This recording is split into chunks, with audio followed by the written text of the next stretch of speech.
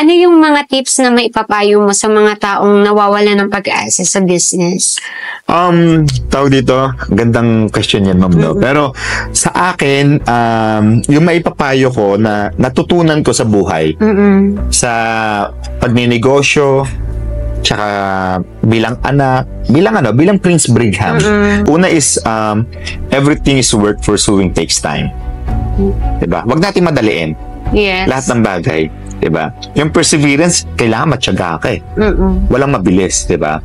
And pangalawa is, all things will work out. Sa lahat ng bagay. Hindi man yan mag-workout ngayon, pero darating yung time na it will work out talaga. Basta, maging ano ka lang, favorite word ko sa Bisaya is padayon eh. The word padayon is tuloy mo lang. Parang ganun. Tsaka laging tatandaan is yung change. Change is inevitable. Lagi natin tatandaan. Pagka minsan nakikita natin na nagiging stagnant lang tayo or ito na lang, you have to change. Yes. Talaga. Change is everything.